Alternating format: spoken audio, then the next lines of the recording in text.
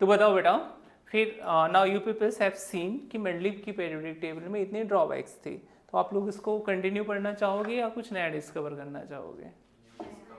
आया समझ में? So there is one more scientist whose name is I think Moseley, तो उसने अपना वर्क किया और he found that the periodic properties of the elements are the periodic functions of their atomic number, ना कि एटॉमिक मास। तो अभी आपका जो मॉडर्न पीरियोडिक लॉ है, जिसके लिए हम मॉडर्न पीरियोडिक टेबल पढ़ेंगे, तो उसमें जो भी एलिमेंट्स हैं वो किस में अरेंज किए हैं बेटा? Increasing order of their atomic number, ना कि एटॉमिक मास पे। तो आई होप आप लोगों ने सबने पीरियोडिक टेबल पहले से देख के रखी है, फिर भी आई वांट टू देखो बेटा, ये होती है आपकी मॉडर्न पीरियोडिक टेबल जो अभी तक आपकी डेट में, मतलब टिल डेट तक एक्सेप्टेड है, ठीक है। This is also having some drawback, but इतना बड़ा ड्रॉबैक कोई नहीं है कि जिसकी वजह से हम इसको डिनाई करें। आया समझ में? Now you can check here कि there is around how many elements is there? 118 elements is there, ठीक है। तो ये जो भी एलिमेंट्स हैं ये अरेंज्ड हैं किसमें बेटा? Increasing order of their atomic number. तो write down the new heading what बेटा? मॉडर्न पीरियोडिक टेबल, और उसके जस्ट नीचे आपको स्टार्ट करना है क्या? Modern periodic law. Write down.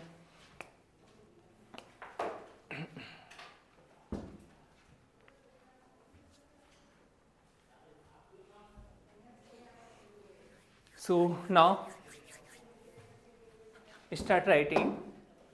According to modern periodic law, the periodic properties of the elements, the periodic properties of the elements, properties of the elements are the periodic function, are the periodic function of their atomic number। And atomic number को क्या करना है बेटा? आपको highlight करना है, underline करना है। तो अभी आप जो भी पढ़ोगे ना आप, तो आपको क्या पढ़ना है बेटा? जल्दी बताओ। अब एलिमेंट्स को आप कैसे अरेंज करोगे? Increasing order of atomic number में या एटॉमिक मास में? एटॉमिक नंबर पे। तो जो भी अब आपकी जितनी भी फिजिकल एंड केमिकल प्रॉपर्टीज हैं एंड पेरियोडिक प्रॉपर्टीज हैं वो किस पे डिपेंड करेंगी? एटॉमिक नंबर पे। तो मॉडर्न पेरियोडिक लॉ किस पे बेस्ड है? एटॉमिक नंबर पे। तो अब हमको एलिमेंट को कैसे अरेंज करना है? इन increasing order of their atomic number. लिखो फिर, he arranged the different elements, he arranged a different elements in increasing order of, in increasing order of their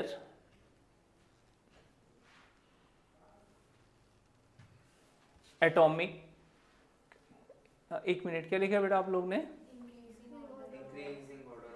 starting से पढ़ो। He arrange the different elements in increasing order of their atomic number in a table, in a table which is known as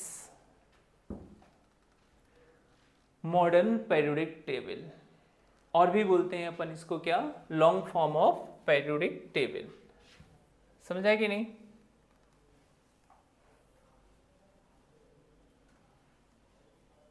So now you people need to focus there. The physical and chemical properties of the elements are the periodic functions of their atomic number.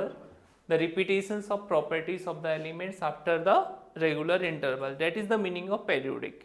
कि कोई भी property है आपकी एक proper time interval के बाद वो क्या होगी बेटा? रिपीट होगी। Getting or not? Next is what बेटा? Elements are arranged in order of their increasing atomic number. So now this is the, now you can see there would be the how many periods is there? 7 period and 18 groups. So write down the new statement. In a modern periodic table there are 7 horizontal row which are known as periods. 7 horizontal row that are known as period, and 18 vertical columns and 18 vertical columns are known as groups. Got it now?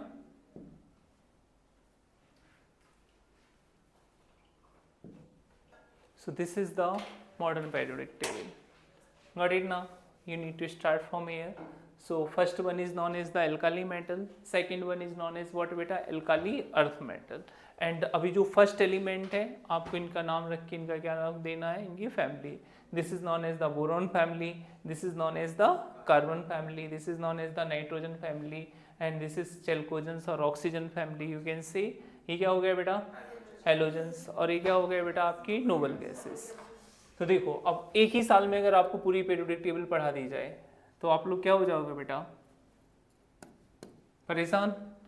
तो अभी देखो NCERT या फिर आपकी CBSE ने या NEET वालों ने क्या रखा है कि ये जो एस ब्लॉक है, ये जो दो फैमिली हैं, ये आपको 11th में पढ़नी है, और ये जो 3 फैमिली हैं ये आपको 11th में पढ़नी है, और ये जो जनरल इंट्रोडक्शंस वाला टॉपिक है वो हम अभी पढ़ रहे हैं. बाकी का जो रिमेनिंग ये पी ब्लॉक हो गया, ये डी एंड एफ ब्लॉक हो गया, ये आपको कहाँ पे पढ़ना है, आपको 12th स्टैंडर्ड में. आए समझ में? और जब आप इस पीरियोडिक टेबल की कंप्लीट स्टडी कर लोगे डेट मीन्स आपका इनऑर्गेनिक केमिस्ट्री क्या हो जाएगा, आपका फिनिश्ड. आया समझ में कि नहीं? तो अब आपको ये इंट्रोडक्शन समझ में आया बेटा. ही दिस इज द एक तरीके से मैं आपको नीट की सिलेबस का क्या बता रहा हूँ, पूरा इंट्रोडक्शन. ठीक है, ये जो टॉपिक मैंने स्टार्ट किया है, this is the general introduction of periodic table, means general introduction of you can see the inorganic chemistry. आया समझ में? अब इसमें देखो 4 ब्लॉक हैं, पहले भी मैंने आपको इसे सिखा चुका हूँ ना. इसको अपन क्या बोलते हैं बेटा, एस ब्लॉक. ये वाला जो पूरा होता है इसको अपन क्या बोलते हैं बेटा, पी ब्लॉक. यहाँ से यहाँ जो होता है ये क्या होता है बेटा आपका, ये डी ब्लॉक. और ये जो नीचे हैं इनको अपन क्या बोलते हैं बेटा, आपके एफ ब्लॉक एलिमेंट्स. तो ये सारी स्टडी हमें 11th और 12th मिला के करनी है. तो अभी 11th में मैं आपको जनरल इंट्रोडक्शन वाला टॉपिक कराऊंगा, एंड एस ब्लॉक करा दूंगा, एंड पी ब्लॉक करा दूंगा. और इसमें एक बहुत ही एडिशनल टॉपिक आएगा, इंपॉर्टेंट टॉपिक, वो है आपका केमिकल बॉन्डिंग. तो उस पर अपन बहुत ज़्यादा ध्यान देंगे. इसके लिए मैंने आपको एक अलग से वीडियो बना के रखा है कि how to study the inorganic chemistry. ठीक है, उसकी लिंक मैं आपके ग्रुप में शेयर कर दूंगा, तो अगर आप चाहो तो उस पर वर्क कर सकते हो. आफ्टर कंप्लीटिंग दिस टॉपिक आपको इनऑर्गेनिक केमिस्ट्री की बहुत सारी पॉइंट्स ऑटोमेटिक समझ में आने लगेंगे. ठीक है, मतलब आप खुद से भी एनसीईआरटी वगैरह कुछ पढ़ोगे ना तो आपको समझ में आने लगेगा. बट पहले ये टॉपिक कंप्लीट हो जाए उसके बाद पढ़ना है वो. ठीक है बेटा. तो मॉडर्न पीरियोडिक टेबल अब आपको आई थिंक पता है, बताओ याद है या मैं आपको फिर न्यूमेरिक फॉर्म में बताऊं कि कैसे होता है? बताओ बेटा जल्दी, याद है या बताना है फिर से? 5 मिनट में बता दूं मैं how to learn the periodic table. तो आपको सिर्फ 1 से 10 लर्न करना है, हाइड्रोजन एंड हीलियम. यहाँ क्या होता है बेटा, लिथियम एंड ए वैलेरियम. यहाँ पे क्या आएगा बेटा, boron, carbon, nitrogen, oxygen, fluorine and neon. और ये क्या हो गया बेटा आपका हीलियम. ठीक है, तो बताओ इस ब्लॉक को कैसे लर्न करते हैं? इसकी ट्रिक क्या थी, लीना की रूबी से फ्रेंडशिप. इस वाले का क्या था बेटा, सेकंड वाला कैसे लर्न किया था, बेटा मांगे कार स्कूटर बाप राजी. ठीक है, फिर पी ब्लॉक पे आओ. पी ब्लॉक की क्या ट्रिक थी बताओ जल्दी, बैगन, आलू, गाजर इन थैली. गॉट इट ना? And what about the carbon family, कहें सीता जी सुनो प्रभु. या एक और बताया था मैंने, केमिस्ट्री सर गिव सन की प्रॉब्लम. ठीक है, ये बताओ नाइट्रोजन फैमिली का किस किस को याद है? बोलो बेटा, अदिति बोलो. नाइट्रोजन फैमिली इसीलिए रिकॉर्ड कर रहा हूँ कि इन फ्यूचर भूल जाओ तो देख पाओ. क्या था बताओ, न्यूजीलैंड, पाकिस्तान, ऑस्ट्रेलिया सब भिखारी. गॉट इट ना? बताओ, तुम बताओ तन्वी, ऑक्सीजन का. हाँ, तुम नहीं मना किया था कि मत बताओ. ऑपरेटिंग सिस्टम से टेक्निकल प्रॉब्लम. चलो फ्लोरीन फैमिली का बताओ, हेलोजेंस का. तुम थी कि नहीं थी जब बताया था? हाँ, तो बोलो बेटा फिर. फर्स्ट क्लास बिरयानी आए 8.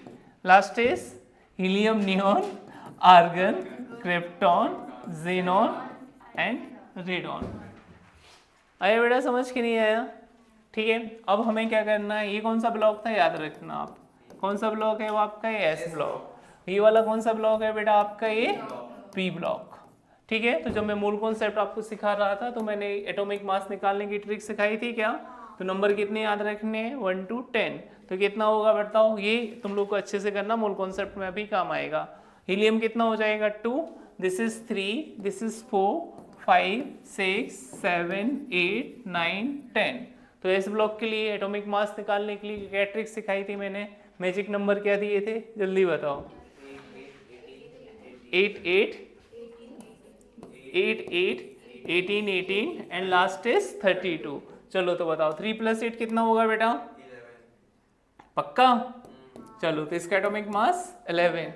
ठीक है, यहाँ पे लिखना चाहिए इसका 19, इसका 19, 18, 37 ना, ये कितना आएगा आपका 55 और ये कितना आएगा आपका 87। तो इस ब्लॉक के लिए आपको कौन सा मैजिक नंबर याद रखना है, जल्दी बताओ? 8, 8, 18, 18, 32। हो गई ना आसान? That is the motto to make the periodic table.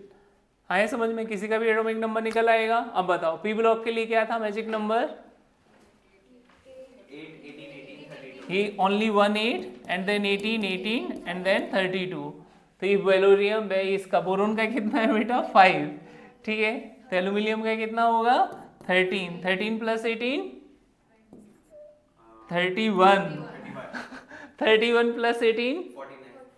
पक्का? नहीं, should I trust you? Yes. 49। And 49 + 32 81।